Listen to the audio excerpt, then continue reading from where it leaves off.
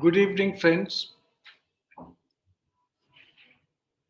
Welcome to the 15th program of the season 2 of the Aligarh Society of History and Archaeology, ASHA, and Ganga Jamni Foundation.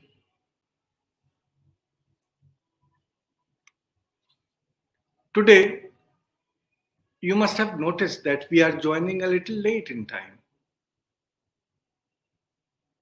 Instead of 7 p.m., our usual hour, we are connecting 1.5 hours late.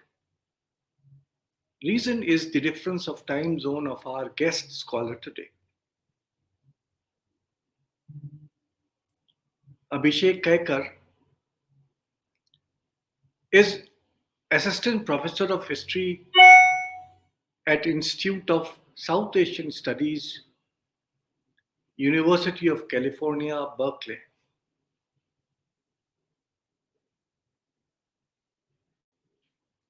He is a historian of Persianate South Asia, that is the period between circa 1200 to 1900, with expertise in the history of the Mughal Empire. He is interested in urban spaces and the forms of politics they enable and engender, and more broadly in questions of Mughal Empire's end and the making of colonial authority in the subcontinent. In 2020, the Oxford University Press published his book, The King and the People: Sovereignty and Popular Politics in Mughal Delhi, which we are going to discuss today.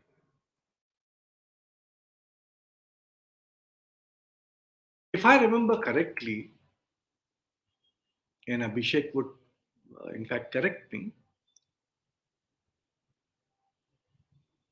I connected initially with Abhishek around 2011-12 via Facebook, and then met up personally with him when he visited the Center for Advanced Study, Department of History, Aligarh Muslim University to meet Professor Irfan Habib. It was then that he discussed the work which ultimately resulted in the work which he is going to present before us today. Before I invite him, let me very briefly introduce this work.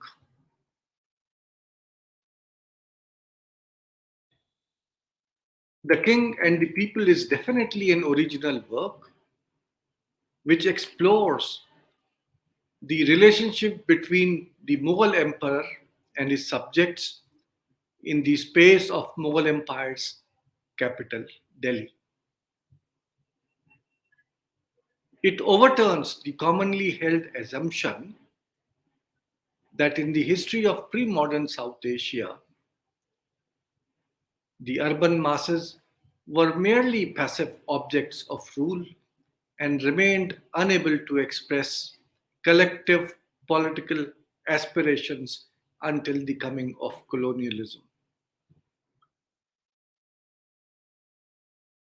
Set in the Mughal capital of Shah Jahanabad, that is Delhi, from its founding to Nadir Shah's devastating invasion of 1739,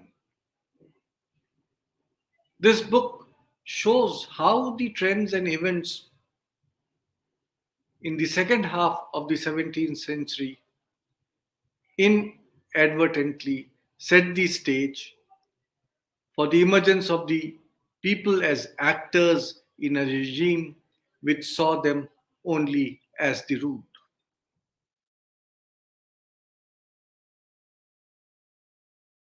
Divided into 7 chapters, besides an introduction and an epilogue, this work apparently draws from a wealth of sources from 17th and 18th centuries and places ordinary people at the center of its narrative. It starts with Delhi at the time of Nadir Shah's invasion and ends with a communal conflagration caused in Delhi in 1729 between Hindu jewelers and Muslim shoemakers, which a contemporary historian found, within inverted commas, unusual popular tumult, which, according to him, was, I quote, a strange event of the era.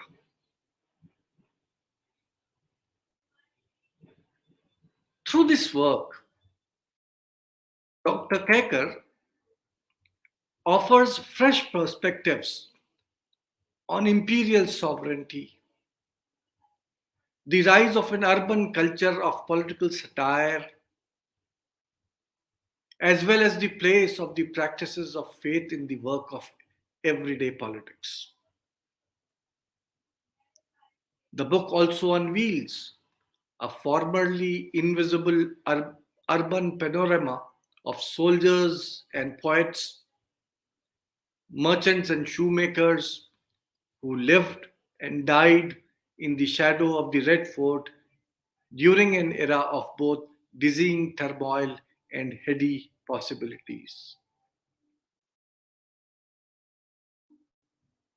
But I'll stop here so that Abhishek may himself explain the work.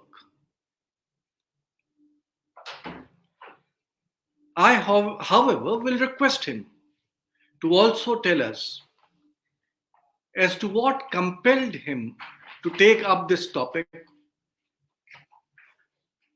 what he thought he would achieve by talking about such a theme, as well as what, according to him, is the import of such a work. Over to you, Abhishek. Am I audible Please now? go ahead. Am I Yes, you are. audible? Yeah, good. Yes. Thank you, Rizvi, for this very generous introduction. And I think you're completely right. It seems strange to say that it's been a decade since we first met in your office at Aligarh. It was a really inspiring visit. Um, it's just, I think of my time in Aligarh so fondly and warmly, and I really look forward to returning in person as soon as possible to continue our conversations there, or here for that matter. Anyway, so without too much further ado, and once again, with just great thanks to both you and Shagufta for this opportunity to discuss my work, let me say a few things about what this book tried to do. It's very much in the past tense now. Um, and what some of my motivations were in trying to write it. So let me sort of begin with a kind of image that's actually not from the city of Delhi. Um, and this is a city, this is an image of a Mughal prince who is entering as a governor in Gujarat. And when we look at images like these from the Mughal Empire, uh, our attention, I think it is fair to say, first goes here frequently to the ruling figures. Um, but what this image is sort of unusual in depicting, and I think is important in this respect for me, is that it also depicts something else, namely an urban world, which is in some sort of relation to the king. And it's a world of men, but it's also a world of women. Um, and these are people who, as you can see in this image, are people who have some kind of relationship to the king and or the ruling figure, but that relationship is not by any means an obvious relationship of simple or mere obedience. And so the initial question for me that sort of drove this book was, how should we make sense of the people in a city like Mughal Delhi and Mughal India more broadly. And my concerns really stem from the fact that I grew up in Delhi. And so this is in some ways a book that tries to account for a world that I wondered about um, as I lived in it, the past of this world in any case. So, more pertinently, there are certain archival encounters that really shaped this book for me. I'm not trained, and I use that in double quotes, as a Mughal historian. It's very hard to train as a Mughal historian. Um, I encountered an archive, and the archive of Mughal history as such was a difficult archive for me to work in. I didn't realize that I didn't really have the tools to access it. Um, and over time, I came to realize, and I'm speaking of the Mughal archive now in general terms, as the sort of set of documents and manuscripts and materials in the Persian language, in Urdu, but primarily Persian, that are spread across several continents today. So as I encountered the fragments of what would have once constituted a Mughal archive, um, it started to occur to me that the ways in which we describe the Mughal world are fundamentally different and indeed incompatible um, in many respects with the ways in which people who lived in the Mughal world saw themselves. So to enter this archive required me to think more seriously about the terms we bring to the study of the Mughals versus the terms that they themselves used. So a primary commitment, in a sense, for me was an attempt to take the Mughals seriously in their own terms. So this is a sort of key or primary conceptual intervention for the book for me. Um, Let me talk about two major conceptual interventions from my perspective that really made it possible for me to actually begin to see the people. And I think that without these serious conceptual reconfigurations, it would not have been possible to make sense of the materials that I was looking at. So let me talk about two of them. One is, the term sovereignty, which we speak of when we talk about the Mughals in a very sort of simple, straightforward, free manner. And I have done this myself. So this is as much an act of self-criticism as it is an act of the criticism of others.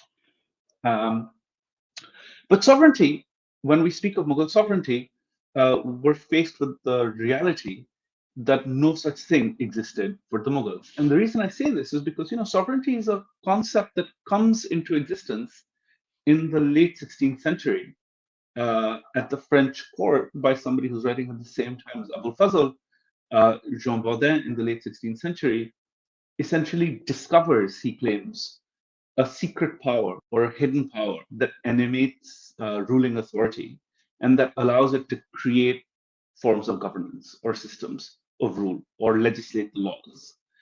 So, this kind of sense of sovereignty, which is a debate that plays out over a long period of time in a European intellectual historical context and in the context of European negotiations about royal power, which are always negotiations against other claimants to power, is not a world that would be familiar to the Mughal intellectuals who are writing at the court of Akbar or afterwards.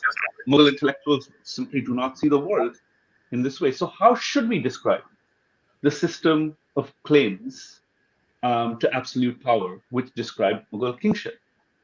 Now, to be very clear, I want to, you know, make it very obvious that I do not advocate the abandonment of the analytical frameworks of the modern Western academy in which all of us sit. And I think that the purposes of provincializing Europe, as advocated by Deepesh Chakrabarty, are surely not to produce an epistemic balkanization. So the idea is not simply to, bring terms to light from the Mughal world to make them useful for us to think with, but really to try to think more seriously about how we fit the terms in which Mughal sources describe their world with the kinds of terms that we apply to them. So in my work, I decided to focus on one prominent term, which occurs in what I call a discourse of sovereignty. And I think that it's possible to speak more broadly of a kind of language of enunciation, a language of describing kingly power, in which certain terms are important. And this, I think, is what I call a discourse of sovereignty. And the term that I'm sort of particularly interested in this discourse is the idea of daulat, which means a kind of fortune. And so, through a kind of illogical attention to text across varying genres, I think it becomes possible to speak of this discourse of sovereignty in which Mughal ideas and expressions are given primacy without necessarily abandoning the language of the social sciences and history that we inhabit today. So I would say, a little bit more about this in the near future. The second intervention is to render problematic the distinction with which we view the workings of politics in South Asia, namely the normative distinction between some sacred realm of the religious and some canny and hard-nosed realm of rational action we call the political. And of course, I'm well aware, and we're all well aware of the fact that there are sharp dyadic distinctions between ideas of deen and dunya, or deen and dawlat, that animate the Mughal Empire. Nevertheless, the case I want to make is that the kinds of ways in which the religious and the political interact in South Asia over a long period of time, um, specifically in the early modern period, are ways that do not map into some neat division between what we might call the religious and what we might call the political. And I want to also remind us that these kinds of distinctions between some realm of the religious and some realm of the political are absolutely central to the working of colonial authority and colonialism in South Asia. And so I will want to make some claims about our understanding of religion, politics, secularity, and their sort of serious colonial origins and the colonial interventions that create them over a much more complicated terrain in South Asia. So let me talk about the first conceptual intervention in the discourse of sovereignty and the idea of daulat. So let's look at some pretty pictures from the Mughal Empire. Here's a familiar picture of Shah Jahan that everyone has seen in my audience, I imagine. And the only thing I want to sort of say about this image is that it captures what I think of as Shah Jahan's enunciation in the discourse of sovereignty in a very precise and technical sense. And what I mean by that is that, on the one hand, you see where the king gets his authority from. So where does the king get the power to do the things that he does? It's very, very clear that the source of the king's legitimacy comes from above. It comes from on high. And so these are the objects and insignias of rule, and we can see that they're being given by God. And they are the king's personal possession. They go into his body. They are part of his bodily substance, according to Shah Jahan's ideologues. And they give him the power to have the world at his feet, which he can then rule um, to provide justice. And so the idea of justice is absolutely central here. And this vision of justice, is a familiar vision of justice. It's a vision of justice which is about a kind of balance or equality or peace. And I think that there is, in fact, scales of justice are visible in this image, as also the fact that even the lion lives peacefully with the lamb. So there's a very particular kind of vision of justice, which heavenly power endows the king's body to administer. And it's very clear that this kind of power accrues only and particularly to the king, and pointedly does not go to his ministers or any other people. And I think that this is sort of beautifully demonstrated in this wonderful painting, in which the kind of solar halo of a kind of sovereignty or daulat goes directly into Shah Jahan's to Shah Jahan. So this is also important. This is also the same court where someone like Chandrabhan Raman is writing these exalted, these beautiful essays on kingly life and ritual. And Chandrabhan Raman, I know, uses the word daulat to describe every aspect of Shah Jahan's life, something like about, on average, 4 times a page, every page in the printed edition. And so this suggests to me that there's a kind of very close connection between these ideas of heavenly fortune, fortune that comes from God, and then the exercise of kingly power and royalty. So one of the cases that I want to make in this book, that I try to make in this book, is that we can in fact read the city of Shah Jahanabad also as an enunciation in the discourse of sovereignty. In other words, if there is such a sort of consistent way of talking about power, and if there is a consistent way of talking about why it is and what it is that gives the Mughals the rights to make the really unprecedented claims to overall authority that they make in South Asia, then one statement of those claims can also be read in the city. And in this, I simply point out the fact that we can, in a way, map the various parts of the city and its layout onto the ideas which animate Mughal rule. So, for instance, the idea of fairs, which is kind of prosperity, which for Shah Jahan is very clearly a commercial prosperity, is embodied in the idea of like the Chandni Chowk, which is something that we should think about. The fact that the most important promenade of the city is lined not with governmental buildings, but with shops, signifying the commercial vitality of this urban space. And also, the water that flows through the center of the city deeply is significant, redolent of these ideas of life itself and of fairs and of the heavenly kingdom. Um, it's certainly the case, I think, that the Mughal architects who planned the city were aware of the phrase from the Bible, which describes, you know, in Revelations, which describes the new Jerusalem that is going to come after God's rule has been appointed on earth, where a stream of water will flow from a throne through the New Jerusalem. And in fact, if you take a look at the axial organization of the city of Shah Jahanabad, it is in fact the case that the Faiz Nehar, as it flows through the Chandni Chowk, is directly aligned to the throne and the Diwan-e-Am. So there's a kind of sense that these ideas of heavenly rule are embodied in the city in terms of fairs. So the expression of Daulat is certainly here. But there are also commitments to things like a kind of very open, airy, self-confident, inviting Islamic piety, this idea of deen, which obviously is most beautifully expressed in the creation of this wonderful, fantastic, beautiful mosque called the Jama Masjid today, which is on the highest part of uh, the highest elevation in the new city, and which is visible in this 19th century image of the city. Gardens, the fact that there's a very vast public garden in the city, a kind of central park, if you will, also suggests that the king, in a sense, is providing the virtue of repose and entertainment for the people of his city. So, in that sense, there are a variety of attributes of the discourse of sovereignty which can be read directly in the city itself.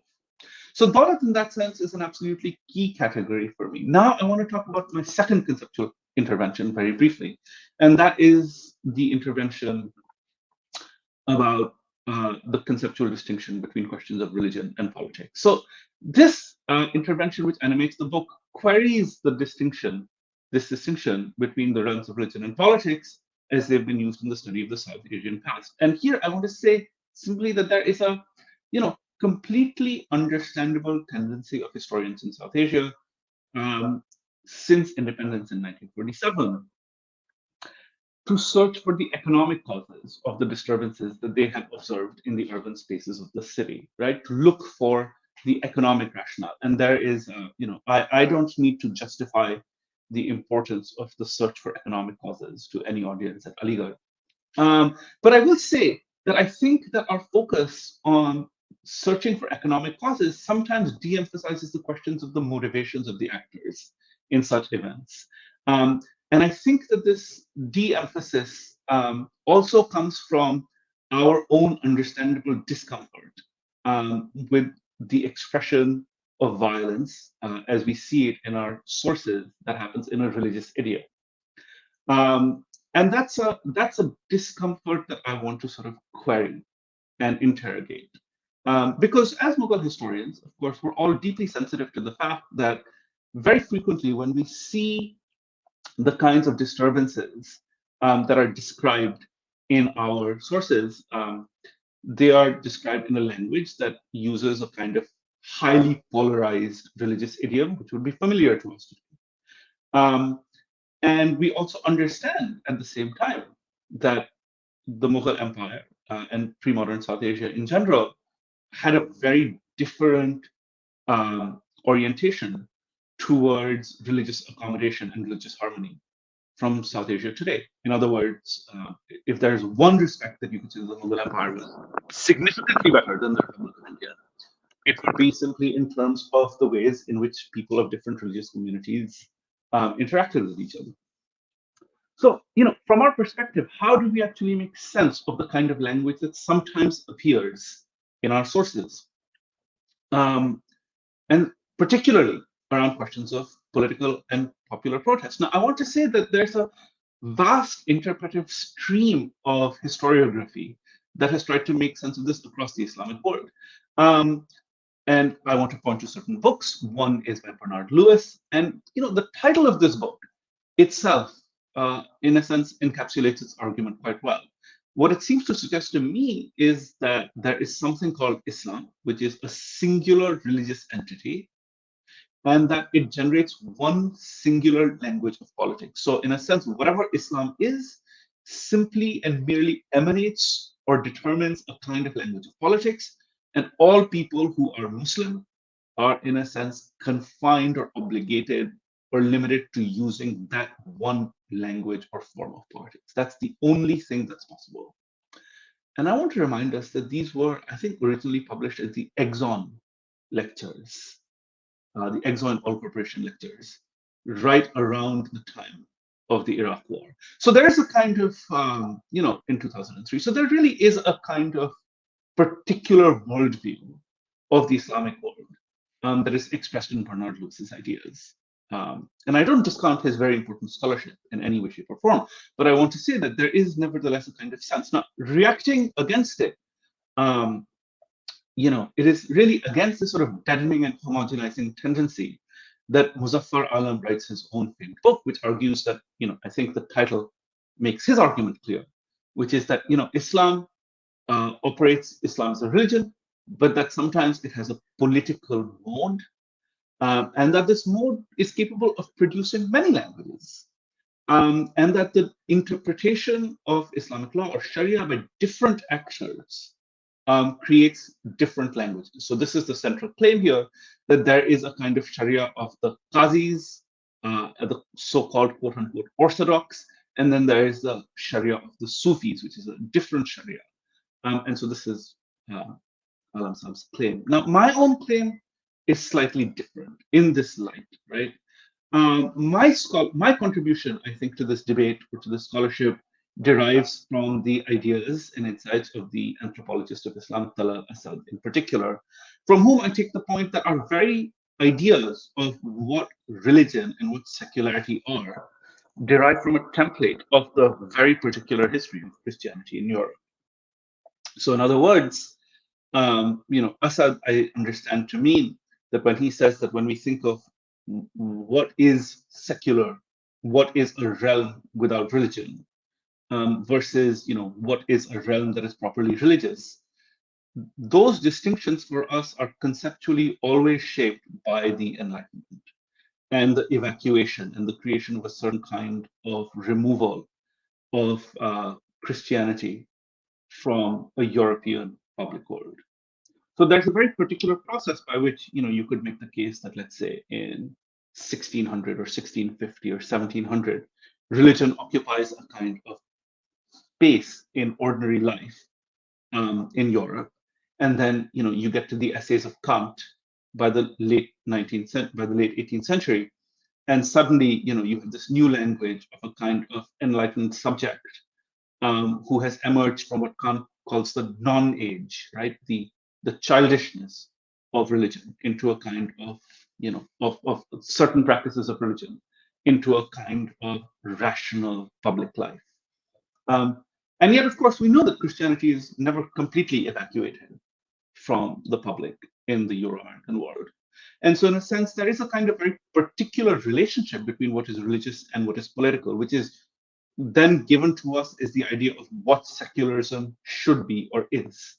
Um, so, you know, complicating the idea of religion and politics, I think, is absolutely central if we want to understand the absolutely crucial reign of emperors such as Aurangzeb, which are very central to my story. So, you know, in this light, I absolutely do not feel compelled, as some contemporary scholars do, evidently do, to apologize for Aurangzeb by drawing some distinction between his quote unquote religious personal identity and his, you know, rational political actions or self, and then try to attribute his actions either to some kind of quote unquote religious bigotry, or to some kind of, you know, political canniness. And I think this just gets us into all kinds of models that become very hard to defend or justify. So instead, I sort of advocate that we should suspend for just about 1 minute the kind of distinction that we have in our own head between what we think of as properly political and properly religious.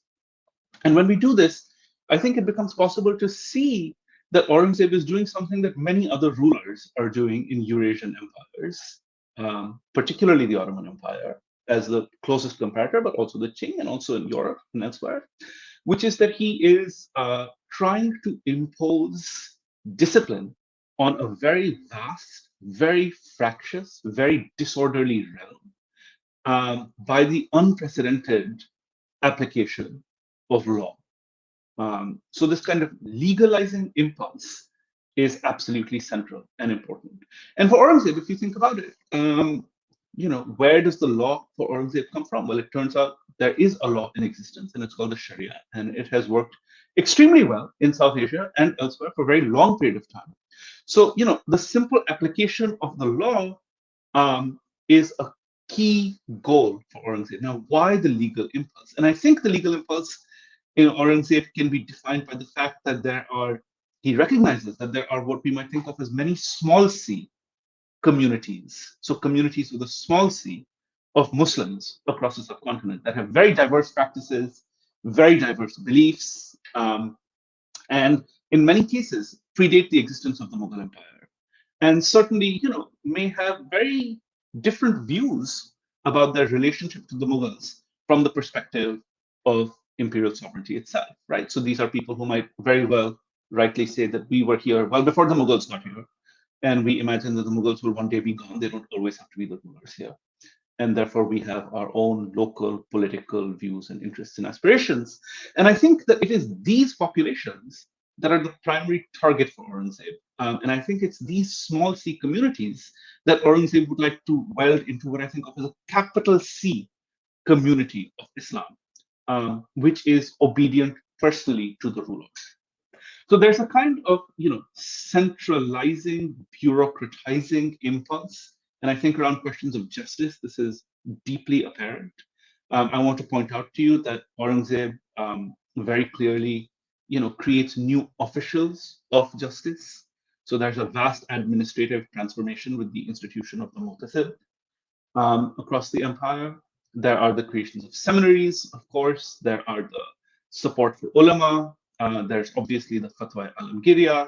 So there are many of these kinds of legalizing moves that I think are absolutely central, that in fact change the discourse of sovereignty under Aurangzeb. And one of the main changes in Aurangzeb's enunciation of sovereignty, as you can see from this wonderful image, which the author himself realized, is that, you know, where does Aurangzeb's authority come from? Where does the sovereignty come from? And in Aurangzeb's images, you know, you never see angels from on high handing out daulat as such to the king. The king seems to be very clear to represent that, you know, the source of his authority frequently comes from the small book that is in his hands, which is the Quran. So this is a kind of, you know, particular reorientation in the discourse of sovereignty. And Aurangzeb also, it is true in that sense, insists that when matters of justice are to be administered, they should be administered by qazis. So there's a kind of important, you know, increasing importance for judges and jurisprudential officers, and a sort of increase clearly in jurisprudential training for new groups across the empire. So there's a kind of bureaucratization of jurisprudence, which I think is absolutely central to Aurangzeb. And I also want to point out to you that this does not go in any way unchallenged. So, Aurangzeb's, people understand exactly what he is doing.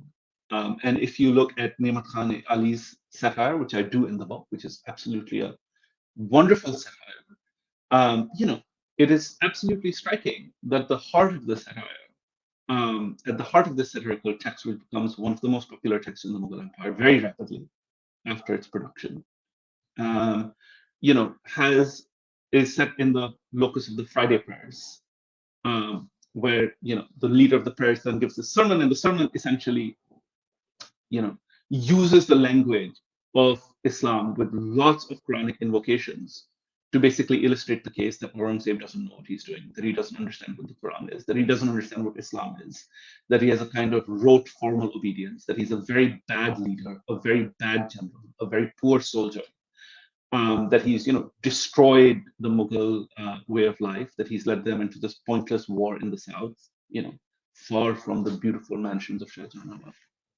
And then also you get the same kind of critique in a much more subdued sense in the work of someone like Zatali. And I think Zatali's lower stature is absolutely central to understanding the fact that, he also has terms that are profoundly critical of Aurangzeb, but his criticism is much more, his criticism is much more subdued. And the criticism is subdued because it is because Atali will clearly say things like, he has akhbarat or news reports of the court where the emperor Aurangzeb is made to say words are put in his mouth that are absurd and funny words that sort of undermine his image. Sorry, is my PowerPoint visible, or is it okay? Is it possible for you to increase the size The somehow? size, the size, I think that should be possible. Let Or me the try that. orientation? Perhaps we can change that. I see. Okay, I see what you mean. Let me see if I can do that. Just give me a second. Also, there are lots of people who would love to know more about the people of Delhi as well, because Right. So we're everyone coming to we're coming to them in about things. a second. So sorry to Let have that No, no, disruption. not at all, not at all. I just want to make sure that this is visible in whatever way I can. Let me actually just try something slightly different, which is let me just stop my share for a second. And what I will then do is I will um, In the meantime, I would like to urge everyone here to ask your questions. We will be taking them up after Dr. Kaikar is done with his talk, and we look forward to your participation. okay, let me just move this over here. And then,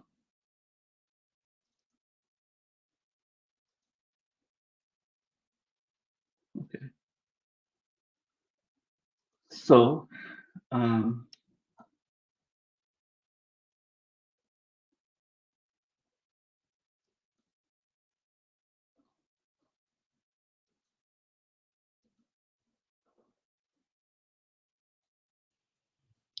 Abhishek, I think yes, I'm just going to share my screen, yeah, yeah. and I think this should make it better.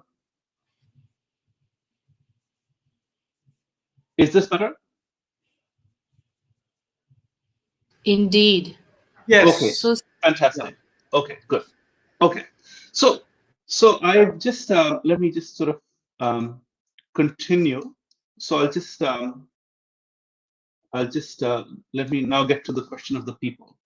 So I think um, these transformations are extremely important. So I've talked about satire, and I want to say that satire is absolutely central, um, because what it essentially does is that it creates, in this what Farhad Hassan has recently and described as a in the public sphere of the Mughal Empire, there begins to be a kind of critical engagement with the discourse of sovereignty, and that's one access. But another aspect, of course, is that it seems to me that Islam itself becomes used as a language of popular politics. And so, in relation to Lewis, you would say that Islam produces a language of politics. My claim in this book is to say that the practices and gestures of Islam themselves constitute a language of popular politics for people who begin to engage this new expression of the discourse of sovereignty in new kinds of ways. So it is only when you recognize the fact that Aurangzeb's discourse of sovereignty privileges Sharia over Daulat in a sense, and therefore law over the personal justice of the king, that we can also begin to see how lowly communities in turn begin to talk back to the ruling authorities in the very same language that the authorities are now employing. So in that sense, the language of popular politics, Islam in the hands of the people can be seen as a kind of parole, as opposed to the langue in the terms of des sociaux, or as a tactic in terms of de certo, as opposed to a strategy. And this causes very particular kinds of historical transformations in the 18th century, which determine the course of the empire. So let me talk about some of these two transformations. One is the transformation of the idea of Daulat itself. The transformation of, Daulat from the fortune to command to the command of a fortune itself. The turn of Daulat, the semantic shift of the idea to the notion of wealth, which is, intriguingly the main meaning of the word in Hindi and Urdu today. So the idea of the movement of Daulat um, from turning into some divinely given substance to the king as the right to rule, as the origin of rule, into the idea of wealth and therefore power as the origin to rule, is a denial of the kingly idea of Daulat. And I think that this is an idea which accompanies the regicides that destabilize the imperial order after Aurangzeb and mark the dispersal of power.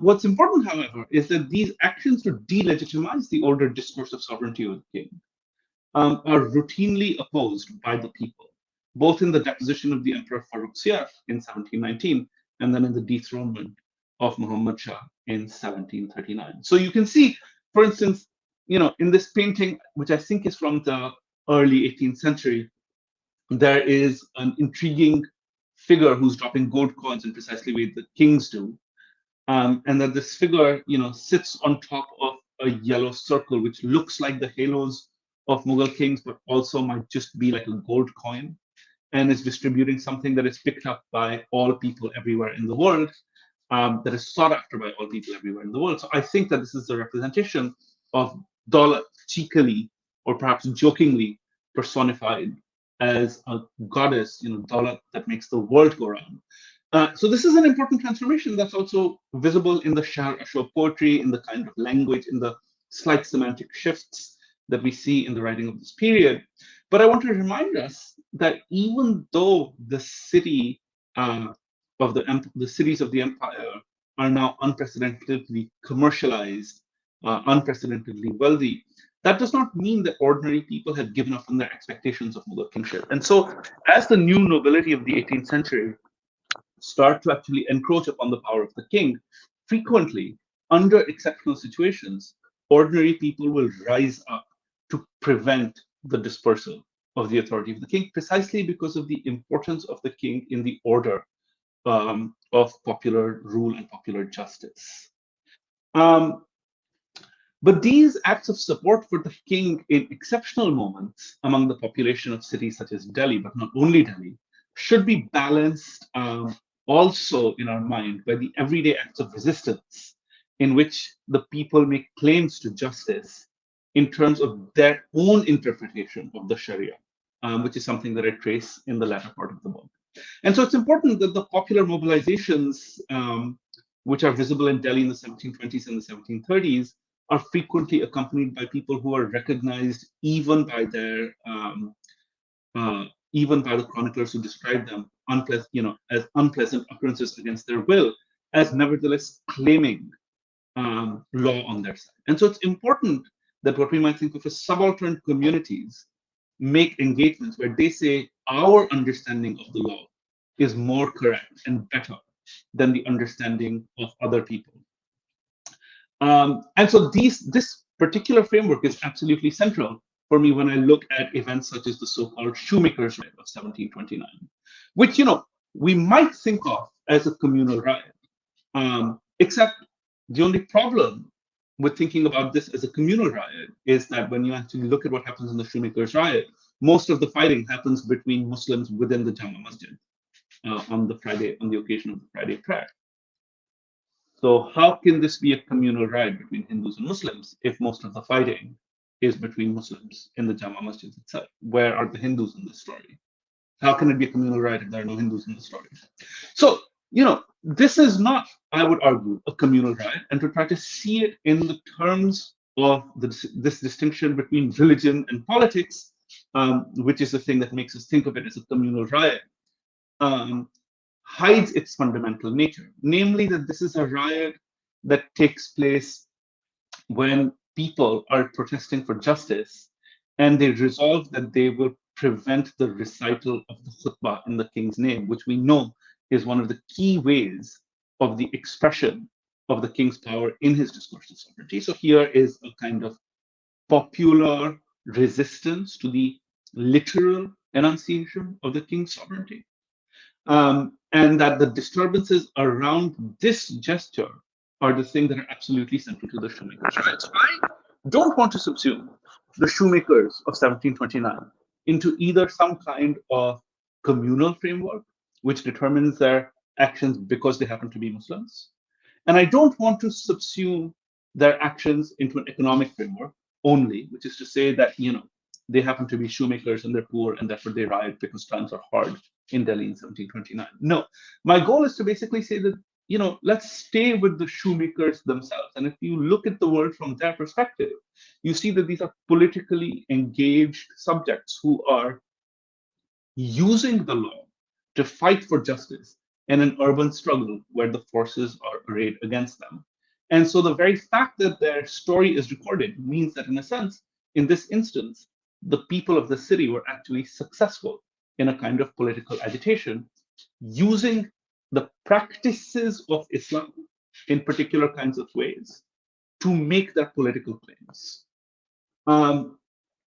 So in summation, when we see how a certain degree of critical attention is paid to our own conceptual apparatus, it becomes possible to read the Mughal archive in new ways and to see, therefore, the emergence of certain kinds of things that have previously not been visible in the same way, namely the emergence of ordinary people as political subjects, capable both of the defense of the political order, capable of the acquiescence to political order, capable of resistance to the political order, and capable of challenging invocations or contestatory invocations of that political order. In other words, people as fully political subjects in a regime that, in theory, had no place or no understanding of people as political actors. So this is a massive and major historical emergence. And this is not an emergence that led to the political revolutions which define our modernity. So the shoemakers of 1729 are very different from the artisans of Paris in 1729 or 1719 or 1739, who get talked about as the precursors of the people who would go on to lead the French Revolution and create the political structures of our modernity. Nevertheless, I think that the actions of people such as the shoemakers of Delhi in 1729 are very important because they signal the development of a kind of popular politics, which is quintessentially South Asian, which was a kind of politics that was attempted to be eradicated by the colonial state. And it's a kind of politics that I think was never eradicated by the colonial state. In fact, I think it is one which remains visible around us in India to the very present. So in that sense, to come to a fuller understanding of the politics of the moment where we are right now, I think we have to return to the early modern period, and particularly to the 18th century, and return not as a site to look for the communal or the history of communalism, right? Or the prehistory of communalism, as Christopher Bailey once remarked. So that's not the goal. But I think it is to actually search for the ways in which ordinary people do politics in South Asia, which are frequently linked to the invocations of the highest sovereign power in the land through the language of religion available to them. So I'll stop here and I'll stop my slideshow at this point.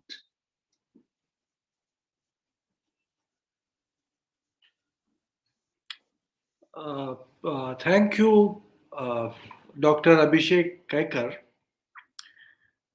for introducing your book uh, uh, to us here. Unfortunately, I'm sorry to say that today, where I am sitting, there was some issue with my internet connection, and for quite some time, I lost you. I could not hear what you were saying because I lost my connection, I think, twice or thrice. Uh, However, uh, your work, uh, the reason why we kept this, your lecture here was that your work deserves to be popularized in India of today. Uh, it is one of the pioneering works which tries to bring the uh, people in the forefront. That has been the attempt of some of us at Aligarh, uh, people like Professor Irfan Habib, Professor Iqtidar Alam Khan, Professor Ehsanjan Kaisar. Uh, there are many from Aligarh who tried to look towards our medieval past, not only through the glasses of sovereignty, but go down to the public and have a look how they were faring. And your intervention in this regard is quite substantive. And you referred to Professor Farhat Hassan's work, the pioneering work which Farhat has done based on the Cambay and Surat documents, where uh, for the first time, possibly, he tried to focus on the people's participation as far as the state was concerned. I think, as you rightly point out in your book, you took, Farhat's work, and you took another direction to look at another aspect, that is politics and uh, the people of, especially Delhi and the capital cities. Uh, Abhishek, before, there are a number of questions which have been asked to you. Uh, you know, um as a very ignorant person, I would, when I was, whatever I could hear you speak, and actually when I was reading your book, uh, there were certain questions which arose in my mind. Um, it's not the time to ask all of them or to go into the details of them, because Abhishek, the type of people who join our programs, they are more interested in superficialities and generalities. So I won't go into all the aspects. We can discuss them afterwards. But I just wanted to point out one thing to you, that possibly what you and Farhat, both of you have tried to, without saying it so, uh, uh, I mean, you people have tried to show that 18th century uh, was a period where there was much development, possibly those things were happening which never happened during the 17th century or earlier. I mean, as all of you know, that there has been a debate whether 18th century is a dark period or not, with Aligarh school trying to, argue once upon a time that, everything failed with the political decline. There was a decline in general, and then there was this Cambridge school which criticized Aligarh and pointed out that 18th century was in fact a period when culture was flourishing, literature was flourishing, everything was flourishing. Uh, uh, what I want to say is that my reading of the primary sources uh, shows that possibly the questions which are being asked uh, for 18th century possibly were never asked for 17th century by the historians. Uh, there are certain sources which I keep on, referring again and again. Uh, there is a, collection of documents, you know, uh, uh, to find those aspects about which you are talking about, whether it's political participation or, you know, um, discussions between groups, their reactions, their, aspirations, they can never be found in the official records and sources. Akbar Nama, Badshah Nama, such namas are not going to divulge any such information, and unfortunately, most of the so-called Mughal historians have, given undue emphasis to those sources, and that is why I believe that those aspects have not been found by them uh, during the say 17th century, and they start finding it only during the 18th century. Now there is a work known as Sharaif Usmani. Uh, there was a family of the Qazis of Of Bilgram, Belgram. Yeah. and one of them decided to collect all the documents and write the history of their family. Hmm. Uh, Not many people read that. It's a very I mean, interesting document because it, contradicts Ghulam Ali Azad Belgrami's account of yes, Belgram yes. very shortly. Yeah. I didn't know when I was reading it. I found what you're talking about, the public participation in certain debates, their reactions, how they are reacting to the state, what their perceptions are. I think that is there. Yeah. Or for that matter, there is another source which also I keep on referring in these programs again and again. Taskirai Pir Hasuteli, Hmm. Shah period. Hmm. The letters which Balkrishan Brahman wrote to his relatives and friends, Hmm. which are there in British Library. Hmm. Fortunately, at Aligarh, we have a rotograph copy of that, and it's really difficult to decipher them, and that is probably one of the reasons why people in general, historians in general, are not consulting those sources. Uh, so my only contention, I may be totally wrong. When sorry, if I am sounding so haphazard and this thing, you know, I worked on middle classes under the Mughals. And when I started my work on middle classes under the Mughals, I was literally in the initial 1 year or so cursing my supervisor. What topic he has given, there is hardly any material which I can find. Hmm. Because I was committing the same mistake looking at resources which I should have seen at the last. But they were more popular, so I was reading them. And when in right earnest I started entering into the field, I realized there is so much information about various sections of the Mughal society. And I'm not talking about the nobility or the aristocracy. I'm talking about the common people, Mhm. their beliefs, their aspirations, hmm, their thinking, right?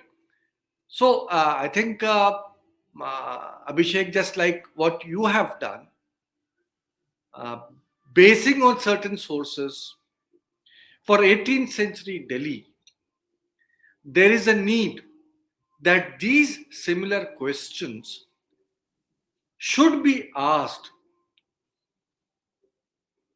for 17th century also. And I feel that if a scholar takes up the right sources, uh, uh, possibly uh, it would appear that it was not uh, during the 18th century that such perceptions had actually started. So Uh, can I quickly respond to yes, that? yes. Yeah. So I just want to, I want to just say that, first of all, I think I broadly agree with everything that you have said. But let me just specify some of my views on this, which is that, I mean, first of all, I want to make it very clear that I do see myself in many ways on the Aligarh side of Yeah, the Aligarh Cambridge debate of the 18th yeah. century, right? So for me, there's no doubt in my mind that the kind of devastation that unfolds in Delhi Hmm. after in the 1750s is a kind of really serious devastation that we cannot understate or underestimate. And so I don't want to put too much of a rosy picture on the early 18th century. I don't, I'm not really yeah, so that there's that. The other thing I want to say is that yes, I think that the much of the work that has been done at Aligarh, particularly by you, I think you find there's quite a few lines of citation to you in my book. I really derive very greatly from the work that has happened. My own focus has been on like a stratum of society that I think lies below the middle classes. So that's sort of the goal or the target that I was sort of going for. But it's certainly the case that it's, as I was doing that, it became hard for me to keep classes parsed to make sense of, who fits in what classes, particularly because of the kind of like class mobility that we see. I think that there's something specific about the 18th century. And let me offer a slightly technical example, which is that there is a so-called, you know, so-called Shia Sunni riot in Lahore in 1711. And I make the case in the book that we should not see this purely as a Shia Sunni conflict. But the point is that it requires, it causes um, Sunnis across various cities of the empire to interrupt the khutbah because they feel that the description that is being given of Ali as the Wasi of Muhammad is incorrect. And so this is a kind of clearly theological issue that animates the interruption of the khutbah in 1711. By 1729, in the time of the shoemaker's riot, interruptions of the khutbah are apparently a normal part of the protest that do not, and the content of the khutbah doesn't matter. Now it's simply being done as a point of objection to the expression of the king's poetry. So this for me is a kind of historical novelty that we can track the emergence of one single political gesture in the hands of the common people. And I think that this is possible in the 18th century. But it's also very clear to me that these kinds of engagements were happening in the 17th century. I think that they were different kinds of engagements that I think had probably something to do with both the different expression of kingship. So, for instance, I think the way that Jahangir describes himself is really quite different from the way that Aurangzeb describes himself, and these things matter. They have a kind of impact. But it's a rich and open field, and I would love to know more about how Mughal cities in the 17th century were sites of political action. Though it would seem to me that even if they were sites of political action, I'm sure they were. I mean, we have at least one very good account of a sharp political intervention in 1657 in Delhi, or 1658, which is around Dara Shikoh's execution. And I want to remind us that most of the people in the city of Delhi in 1657 or 1658 were people from somewhere else because it was a new city. which means that their political sensibilities were already formed and came from elsewhere, which raises the question of what those origins were. And so there clearly is a deeper history. And I think that one key site for thinking about where this deeper history could be excavated would be the city of Lahore. Because there are lots of accounts. So, of course, the Tazkira Pir Hasuteli, which I've been trying to get my hands on for years and look forward to reading at some point. You know, the key point that people seem to keep making about Lahore is that it's a city where even ordinary people have a kind of jurisprudential knowledge. And this is something that's not always looked upon favorably. So lots of sources say, how did these Jahil people think that they also, every person thinks that they're part of the ulama, even though they're not. And that kind of suggests that there is a kind of much deeper penetration of learning in Lahore in the 17th century. And therefore, the possibilities of political mobilization may be, huge. The key source for me was the Akhbarat and the certain kinds of chronicles that describe urban affairs. I haven't seen those kinds of sources for the 17th century, which makes one kind of problem, but there may be very many other kinds of sources. So I think in essence, yes, absolutely. I think that it's very important to do this kind of work for other cities. I think for Banaras,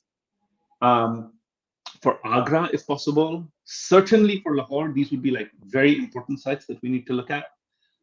Western India has received a lot of attention, including from Farhat himself. But in general, I think yes, just because something happens in the 18th century doesn't mean that it doesn't happen in the 17th century. I think I'm happy to agree to that contention. Right, Abhishek. I mean, this is a debate which will keep on going. I mean, maybe not a right example, but I can cite 1580, Mm-hmm. the revolt which took place in Bihar and Bengal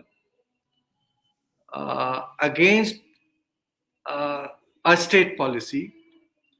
Uh, Akbar tried to do something. He tried to, interfere in the religious faith, and suddenly, I mean, the nobles were following the public. It was the public revolt first, which came Mm-hmm. up uh, in the entire region of Bihar and Bengal, uh, led by some of the theologians of that period, and later on, even the nobles joined that. So I mean, there are certain such references, and I Mm-hmm. totally agree with you that uh, you know uh, there are other places apart from Delhi, Lahore, where such works are needed, and I think that these questions, as I said, should be asked. Only then we would be able to get some sense of what was happening at the public level during the classical Mughal period. Mm-hmm. Unfortunately, all those sources which might have informed something about them are yet to be studied. Mm-hmm. Well, let us take up certain of the questions which have been asked. Ajay Sharma asks, could anyone have idea what elite response in Delhi? What was the elite response in Delhi when Abdali entered Delhi in mid 18th century? Any source available for it? Yeah, I mean, lots of sources actually. There are, direct chronicles that describe it, and there's also the source that Jadunath Sarkar calls the Delhi Chronicle, which is a sort of like a diary, which describes in kind of excruciating detail all of the micro events that happen as the Abdali armies come into Delhi, namely beginning, of course, with the flight of the major Hindu families who remember Nadir Shah and don't want to get caught in the same situation again. But it's very clear that the intensity of violence under Abdali's occupation of Delhi in 1756-57 is quite different. So, for instance, we have a huge amount of people talking about the destruction of libraries. And the physical destruction of libraries is a trope that seems to keep being repeated around this period. which I think is not something that happened in the same way in Nadir Shah's occupation of the city. Right. I mean, in fact, not only Abdali's invasion, I mean, I would remind Ajay Sharma that even at the time when Nadir Shah, in fact, invaded Delhi, the Delhi massacres took place. Even at that time, there are a large number of sources which tell us how, I mean, what the response of Delhiites was. And incidentally, Ajay Sharma, for your knowledge, Nadir Shah called the Mughal emperor,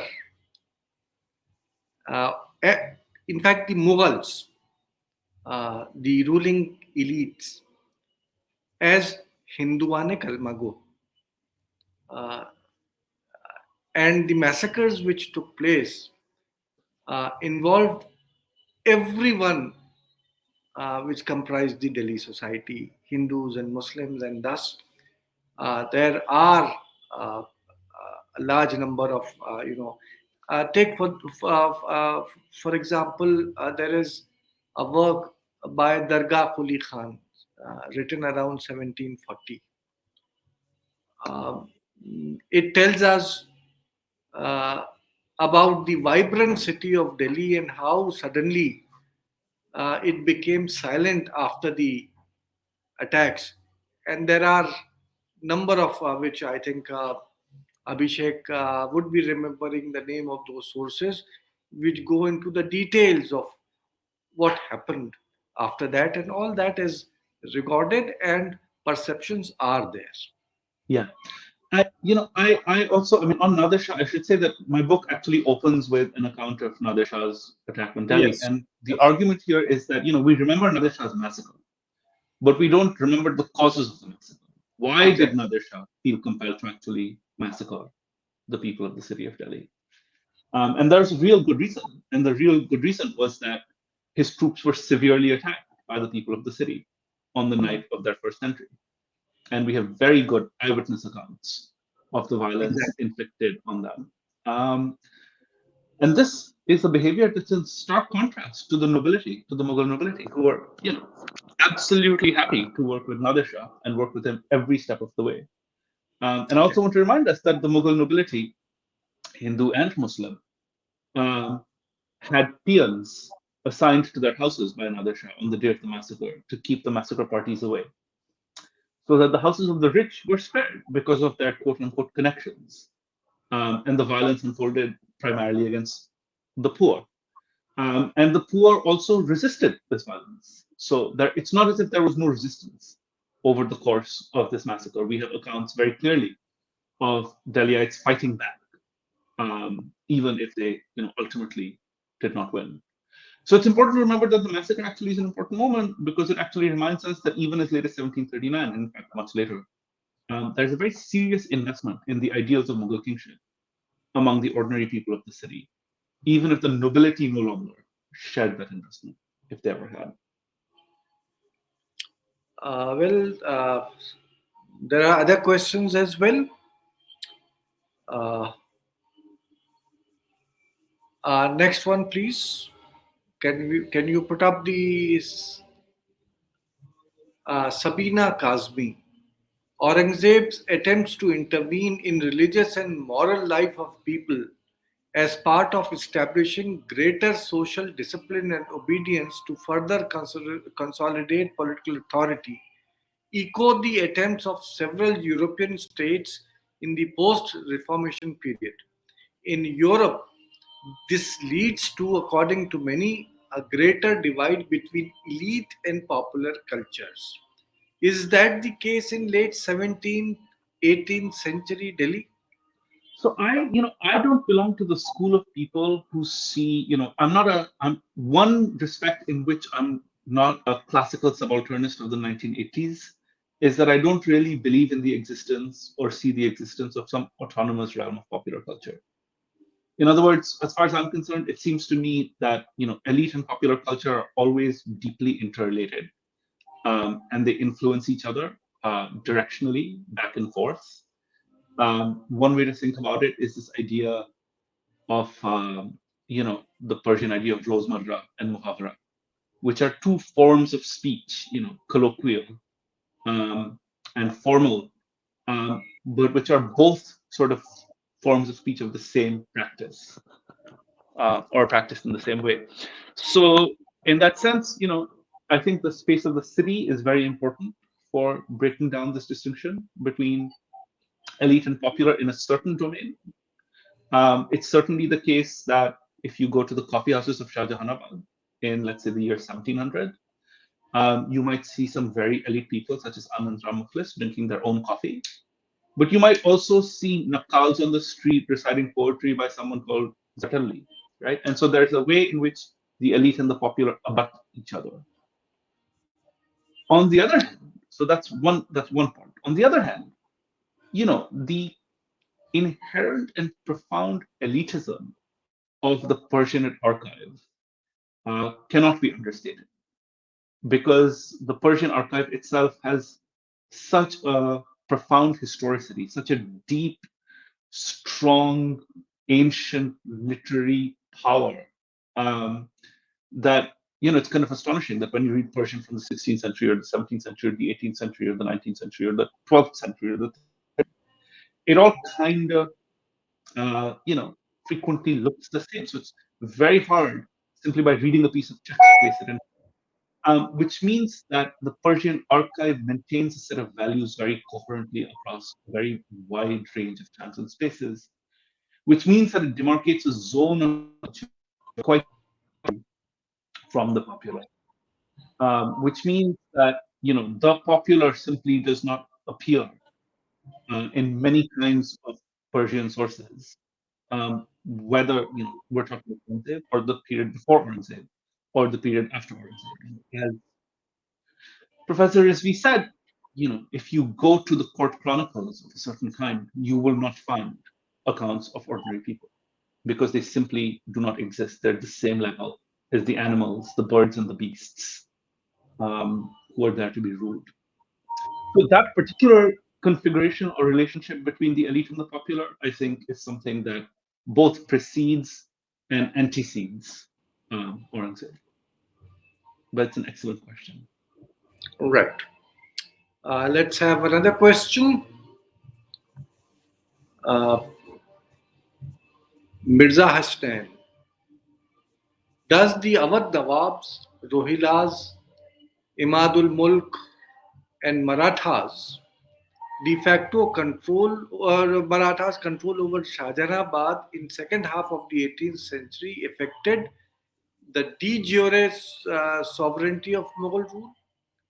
What was the impact of Abdali invasions of Delhi? Does Anand Ram Mukhlis mention about him? Did it increase Puritanism among Muslims? Well, there are a set of questions. So, first of all, I think that I would not use the term de jure sovereignty to think about Mughal understandings of power. Because if you just, think about it for 1 second, if you were to go to a Mughal ruler of the 17th century and say, how would you define your de jure sovereignty? That would not be a meaningful question to a courtly ideologue, right? They would immediately talk to you about the fact that Allah is the source of, Daulat and Iqbal for rulers who are put on this planet to give justice to the Khalq, right? So in that sense, the very notion of de jure sovereignty is just something that is inapplicable. And I think that we should just not use words like sovereignty as given things when we talk about the Mughal Empire. Right? It takes us away from the terms in which they look themselves rather than closer to the terms in which they see themselves. Let's try Right. to think about it, in their terms. The second question, the impact of the Abdali invasions in Delhi is terrible, extremely destructive. Anand Ram Mukhlis doesn't discuss them because I think he dies in 1751. But his Badai Bakai talks about, one of the last things that he discusses in the manuscript is death of the Wazir in fighting Abdali in 1748, I believe. Did it increase Puritanism among Muslims? Again, Puritanism is not a term that derives from a Muslim experience. And I don't think that I could or anybody could in Hindi or Urdu express what it means to be a Puritan, right? When I think of Puritans, I think of people arriving on ships in this part of the world, uh, on the East Coast, 400 or 500 years ago, with a very particular set of religious and political views. Um, so, to try to equate those kinds of views to the kind of really complex political thought of someone like Shah Waliullah doesn't quite work. I don't think Shah Waliullah is a Puritan in the way that I think of Puritanism. I don't think that he's a fundamentalist in the way that we think of fundamentalism. I think he's, a serious intellectual who's trying to grapple with a certain reality with the intellectual tools that are available to him, and comes up with some ideas in the tradition that he lives in. Right. And Ali Heather uh, asks, how do you see the rise of Eunuch Javed Khan, the lover of Mughal Queen Qudsiya Begum, to power as the regent of Mughal Empire, and also the rise of Adina Beg, who belonged to agricultural class, to power? Does this show in 18th century does this show in 18th century lower classes were getting more power, including judges, etc.?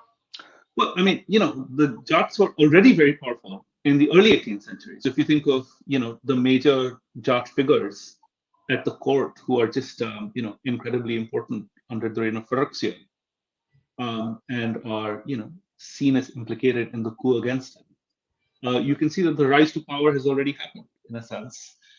More broadly, when we think of people like Javed Khan, I just want to say that for me, the work of someone like Leslie Pierce, the Ottomanist Leslie Pierce, work on the Ottoman harem has been extremely important. And she basically makes the case that the harem is a site of governance. It's a governance institution in the court. And at various points, it exercises important governance power. So we should see it as a major bureaucratic power center in its own right, not a place of seclusion for women, but a kind of administrative center. And in that sense, the women of the harem and the eunuchs of the harem from time to time, as the political power of the empire shifts in various ways, um, the harem will take on some of the governance and administrative load, right? Or that's one way to put it. Another way to say it is that it will seize or try to claim some of that administrative or political load, right? And we see this already in the late reign of Jahangir. Um, so it's not something that's completely unprecedented in this period. But it's certainly clear that I think over the 18th century, as the formal power of the emperor seems to decline, it is clear that the harem begins to exercise some greater degree of importance. And this is also particularly clear in the so-called successor states. So, for instance, in Bengal and in Awadh, at least, the harems are very important political centers and remain so until the beginning of the 19th century. Even equally, the Begums of Bhopal in the 19th century sort of represent this. Right. There are a number of questions by Sayyid Ali Kazim Saab. Uh, for a capital city like Delhi, we don't come across any full-fledged governor having been given the control during the period of the long absence of Aurangzeb from Delhi. The Kotwal of Delhi seemed to be the in charge of Delhi. Was this decision of Aurangzeb influenced by Timur's act of giving the power of control over Samarkand to a daroga rather than to his sons or commander during his campaign over the medieval world? That's an interesting question, but I mean, as far as I remember, there always is a governor of Delhi Suba, and there are a series of administrators in Delhi. So Muhammad Yar Khan is, I think, the governor of Delhi Suba in the early 18th century, and he's an important figure. And obviously, Akil Khan Razi is, another important figure who's in charge of Delhi. And of course, there is always a princely establishment in the city. So the harem, the women of the harem, Aurangzeb's sister, is a really important figure in Delhi in this period. So there is, in fact, a kind of like major royal presence.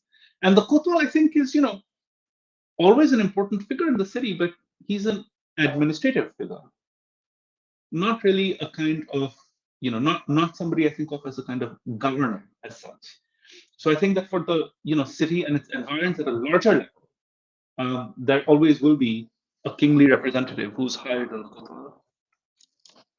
I would totally agree with what Abhishek has said. I mean, Delhi was never left, without a governor.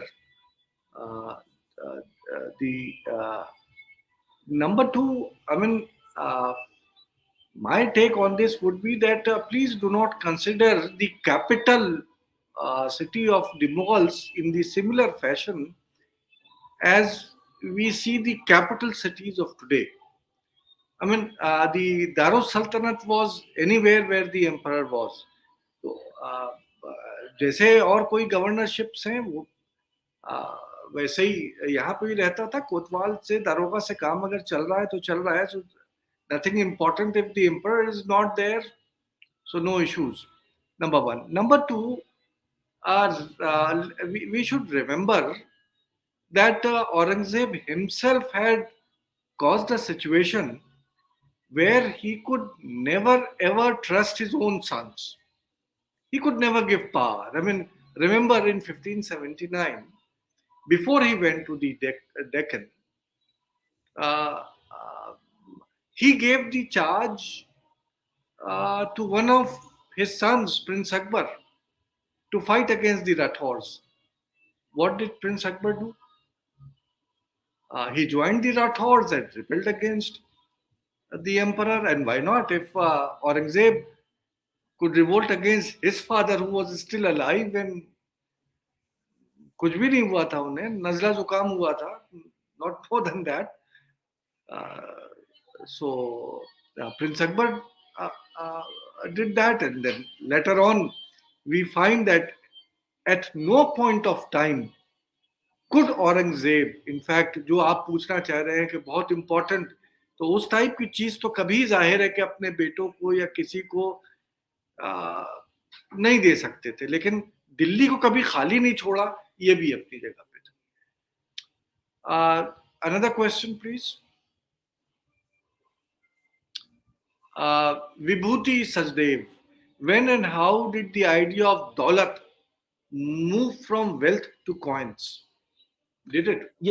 Yeah, so I think my claim is that the idea of daulat as it appears, in the 15th or the 16th or the 17th century, it has a range of meanings. And so one of that range of meanings is this idea of wealth. But then one part of it is just fortune as such.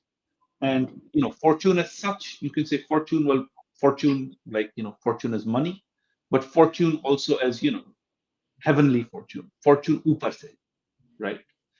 And so I think both of these are always in the semantic range of the word dollar.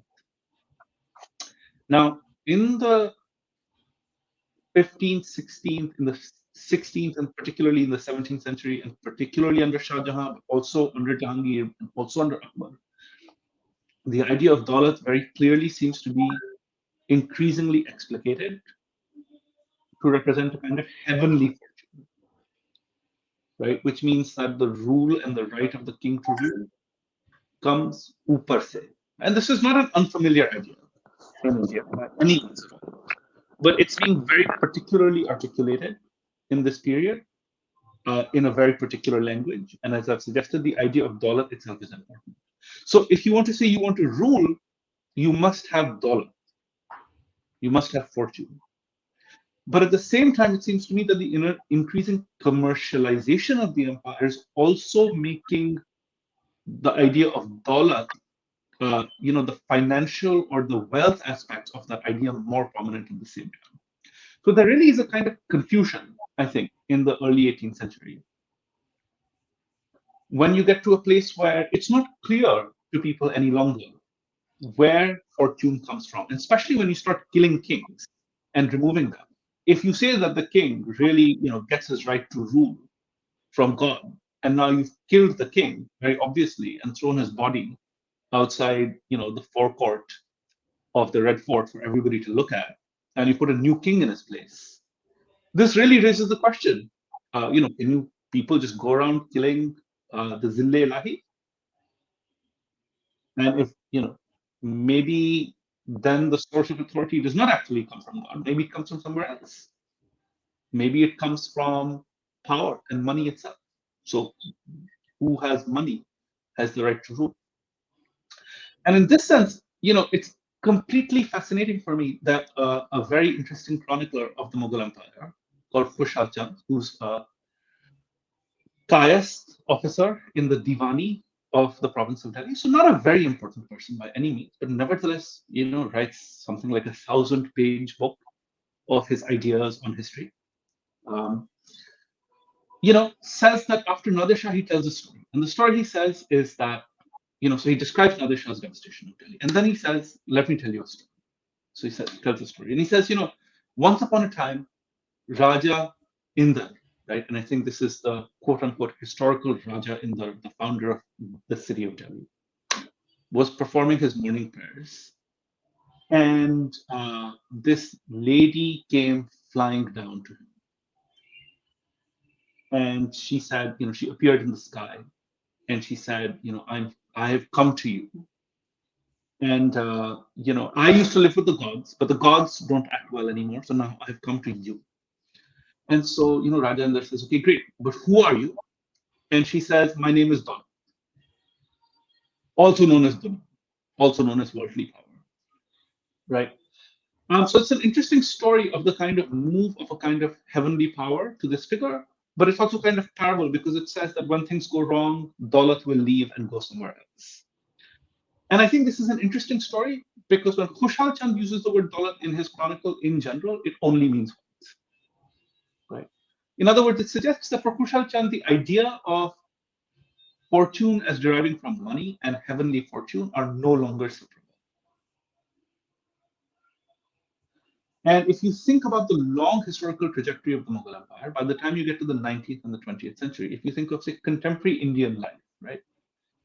आजकल हिंदुस्तान में जब हम दौलत की बात करते हैं, तो हम सिर्फ पैसे की बात करते हैं. So the semantic shift has sort of continued from the 18th century onwards. So that daulat now only means money, right? There is no idea, or very little idea, of a kind of, upar wale ki deen hai, that also attaches to it.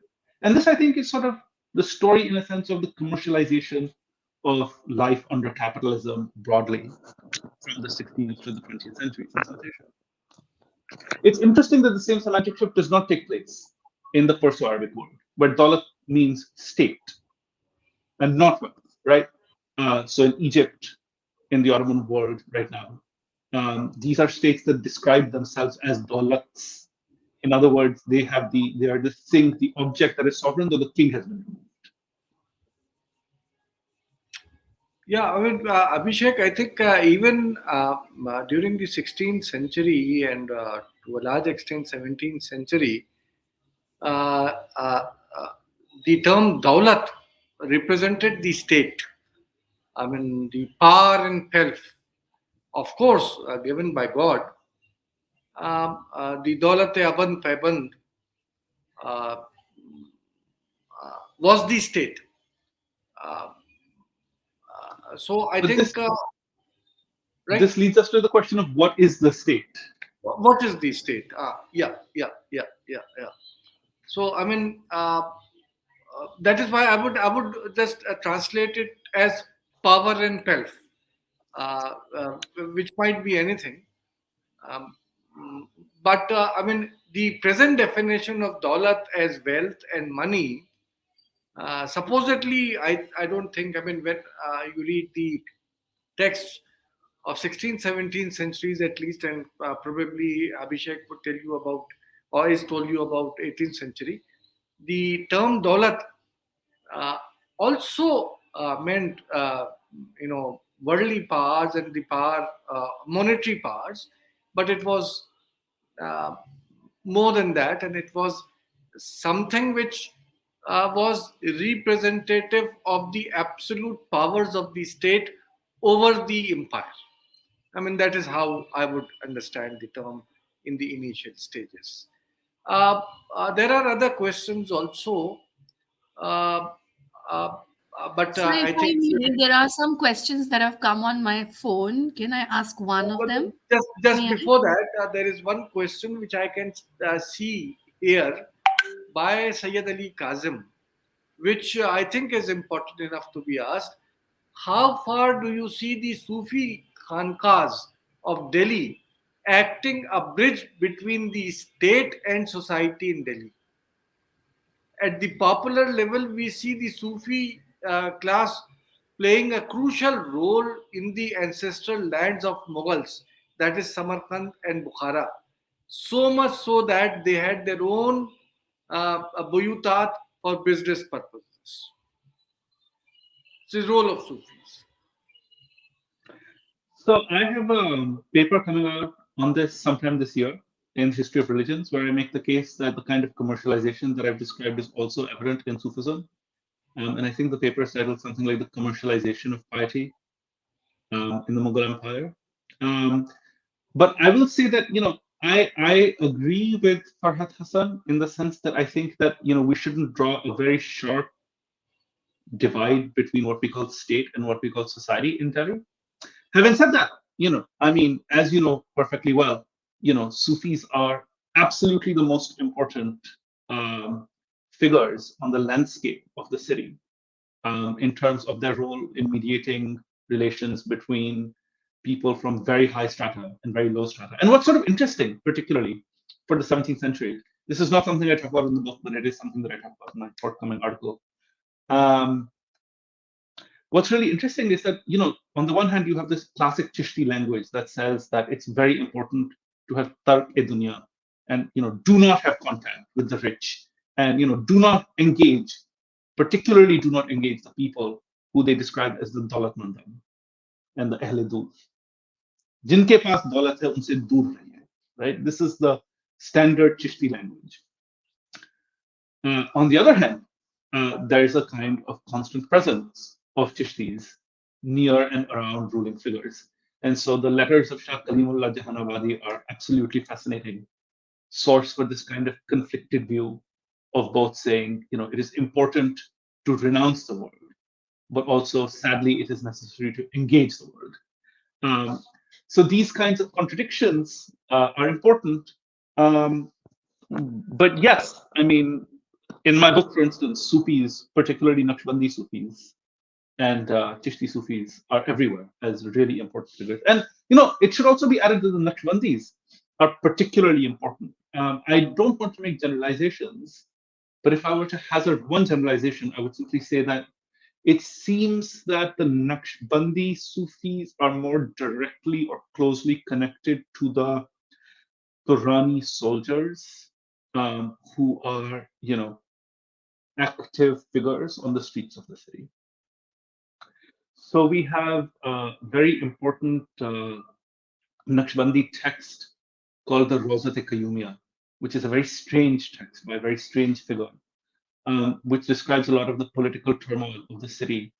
And he thinks that his own peer, who is somebody who's not mentioned in the other sources of the city at that time, right? But he thinks that his own peer, who is the third Qayyum, um, is someone who controls everything in the world, including also, the actions of the soldiers in the city. But it's very clear, for instance, that the Turani Mughals of the city show up at his khanqa to listen to his ideas. And so when he says, oppose the king, there's a hubbub. And then when the king's spies come and say, actually, you better watch it, he says, well, of course, I would never dream of opposing the king because my relations with Muhammad Shah are just the same as the relations of my ancestor with Timur. So we're on the same page. And I think what this shows us is that, in a sense, these very low-level and seemingly unimportant Sufis are a channel of power that connects the court and courtly figures to the very lowest levels of society. Yes, sir. I mean, Kazim Saab, not only the Sufis, but also the Bhakts were acting as bridges between the state and the society in a number of ways. I mean, we have the example of the this class of Vrindavan and their interactions with the Mughal state and the not only the grants but also the legends which were circulated um, about their you know relations with the state. Or for that matter, there is this very interesting work, Chaurasi Vaishnava Ki Varta, Mm-hmm. uh, where, unlike the Chishti saints whom Abhishek was mentioning, uh, uh, here are these Vaishnava saints uh, about whom stories are being circulated. They are all mostly mythical stories. How Akbar used to call them. The state wanted to have contact with them, and they would reject the overtures of the state, and they would reject going to Fatehpur Sikri to meet Akbar, and so on and so forth. But the mere fact that such stories sometimes to show their association with the Mughal king, and sometimes to show that they are very different from the rulers and they have nothing to do with the state. I mean, these do show that these mystical movements, whether Sufi or Bhakti, were acting as a bridge to communicate between the state and the masses during that period of time. Well, I think there are many other questions. Shagufta, you were saying that there are questions which are there. Uh, so, your mic is closed. Shagufta, we can't hear you. Sorry, sir.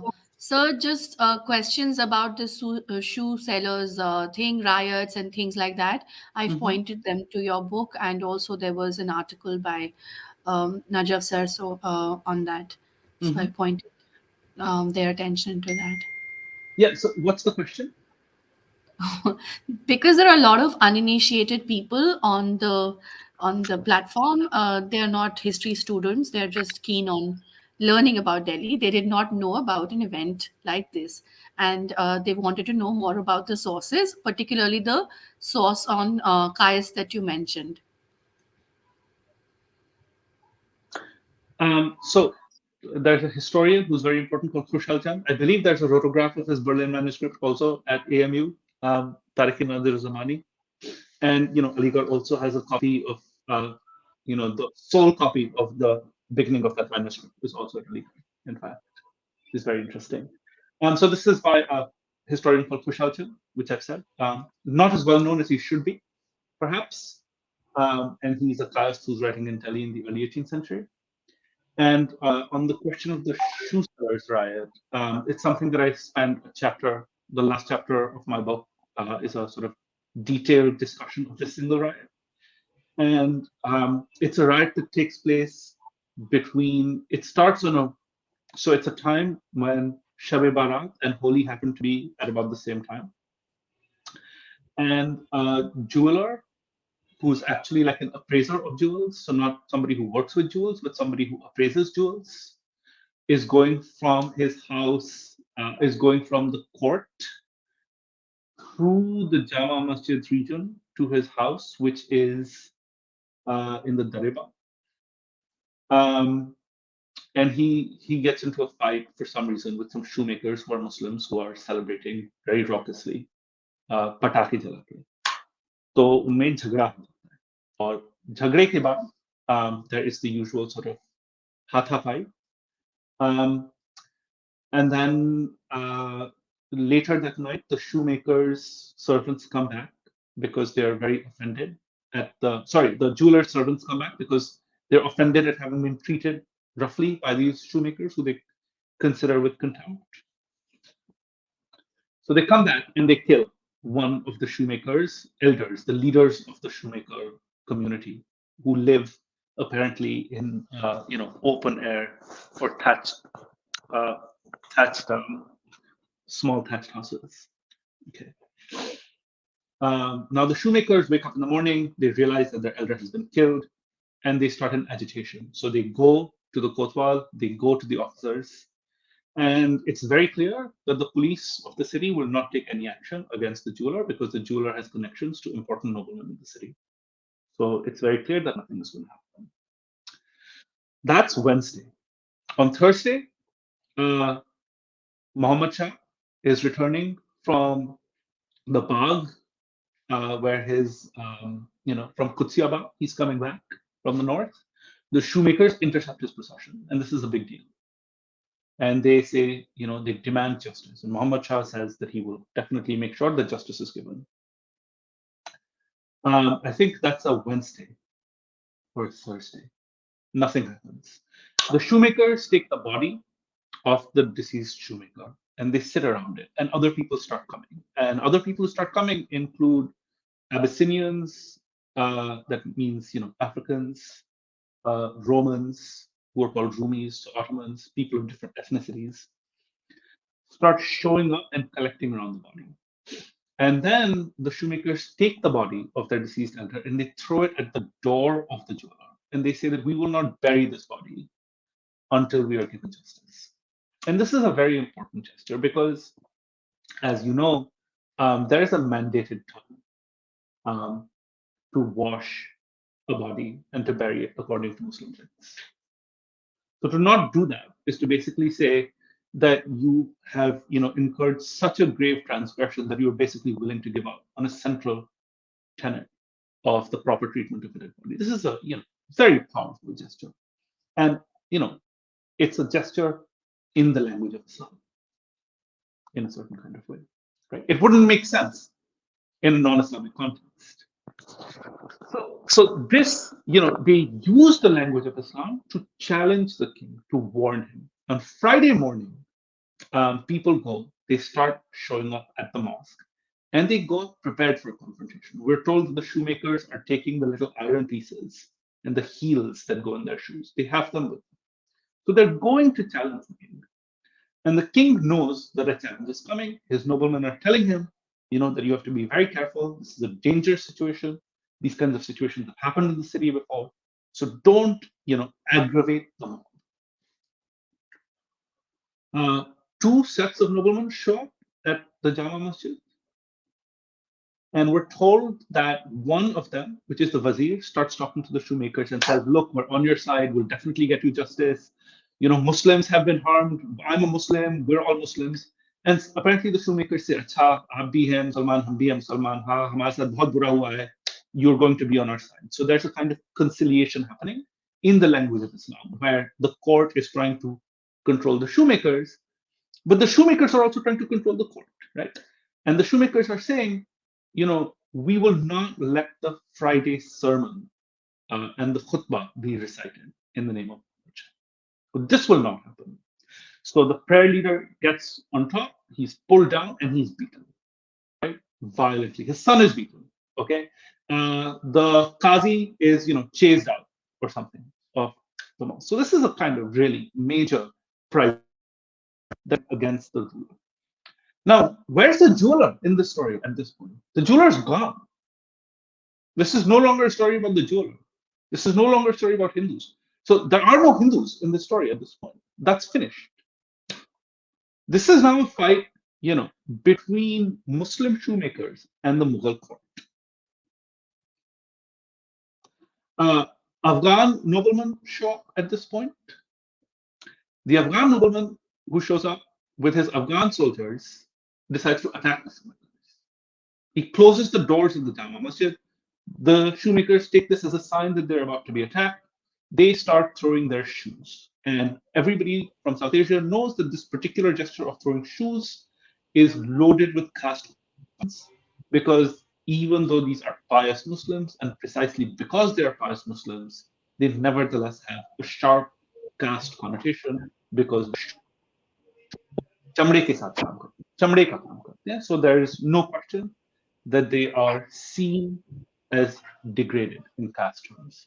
So throwing their shoes is a really major gesture that again makes sense in terms of caste.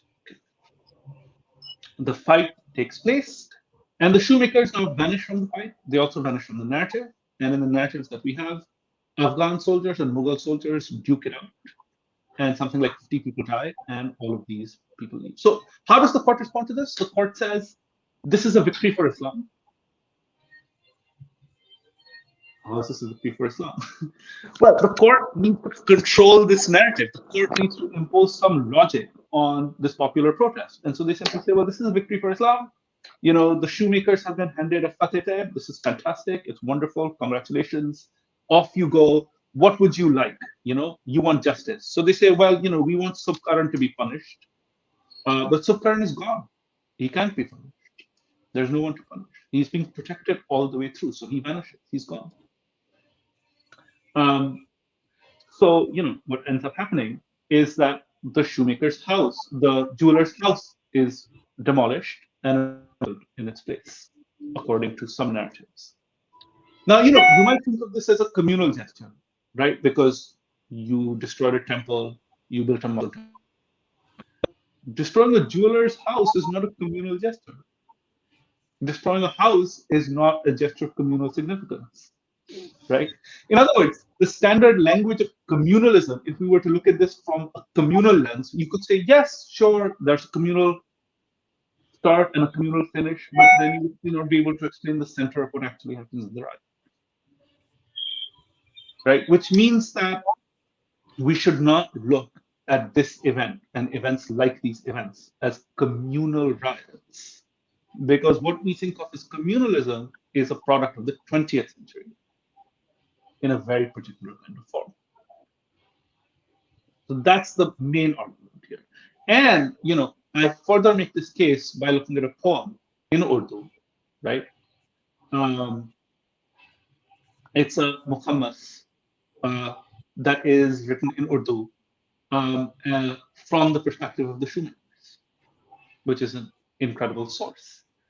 And what's sort of remarkable about this Muhammas is that it has no religious content, right? So there is almost nothing, it has almost nothing to say about Hinduism, Islam, almost nothing there. It is all about the valor of the shoemakers, the fact that they collected, they opposed Roshan Uddola, who is this major nobleman. Roshan Uddola says, you know, Karo Badshah Tutta. And the shoemakers say, absolutely not. They fight back, they're massacred, but their valor is peace. Which reminds us that, you know, in the 1740s, 50s, 60s, 70s, 50, 60 years after this event, it was still remembered, but it was not regarded as a communal riot. Right. Abhishek, thanks a lot. I mean, there are many other questions also, Absolutely. My phone's been buzzing. I have many questions. but Well, the book is out. The book is out. Please read the book and tell me what you Yes. think. yes, yes, and we are almost reaching 2 hours, so I think that's enough. The other questions, there's a question on public sphere, which I can see, but uh, I think uh, one lecture is not enough to answer all your queries. Uh, मैं अभिषेक साहब का इसलिए भी शुक्रिया अदा करूँगा कि उनके इस लेक्चर को जो उन्होंने अंग्रेजी में दिया, बावजूद उसके हमारे पब्लिक ने काफ़ी सवाल पूछे, क्योंकि मेरे पास भी और शायद शगुफ्ता के पास भी काफ़ी सवालात हैं। ज़ाहिर है कि सवाल जब भी उठते हैं कि जब लोग सुनते हैं और जहन पे जोर देते हैं, and I am really thankful to you that you made people think. Yes, 18th century Delhi is something on which I think today many people would like to know much more about. Ghalib की दिल्ली से पहले का दिल्ली है. ये वो दिल्ली है कि जिसके जाने पे शहर आशूब लिटरेचर लिखे जा रहे थे.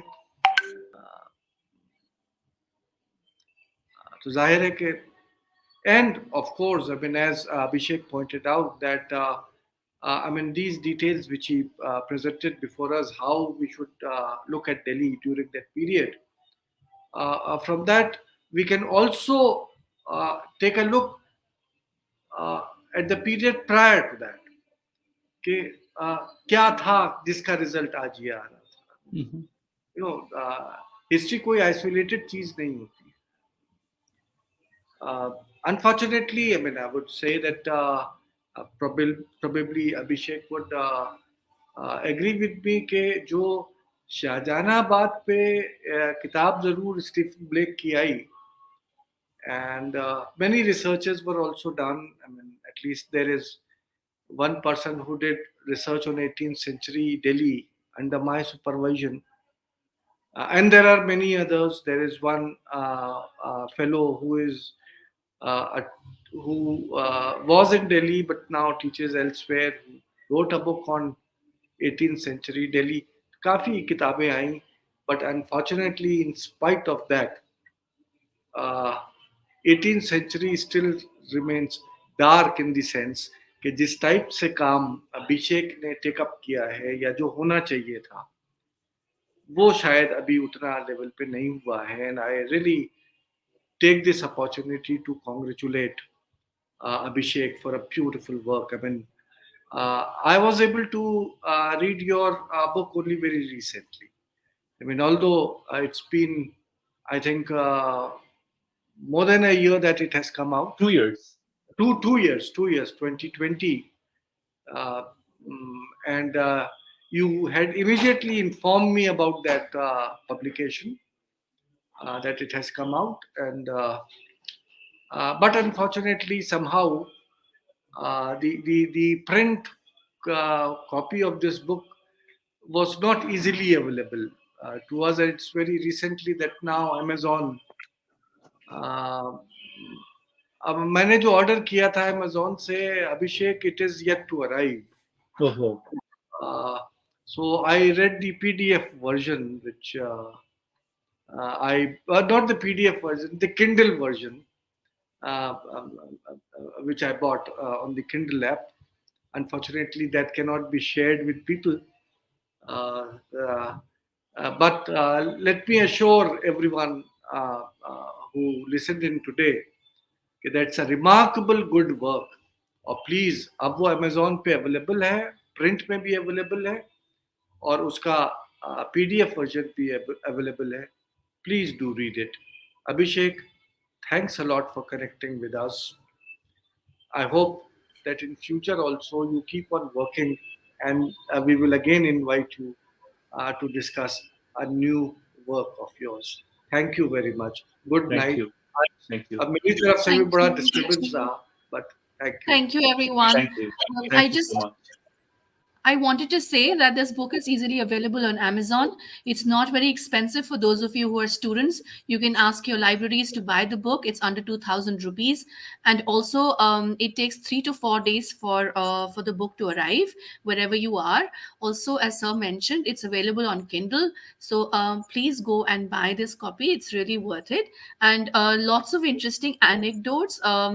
That I know that some of you wanted to know about. Some of you wanted to know about Bibi Juliana. I have skipped a whole lot of questions. I want to apologize all of you who have, like whose questions have been taken up. So really sorry, Shakir Saab and Lakshmi Kanji. Really sorry about not taking your questions. Perhaps next time.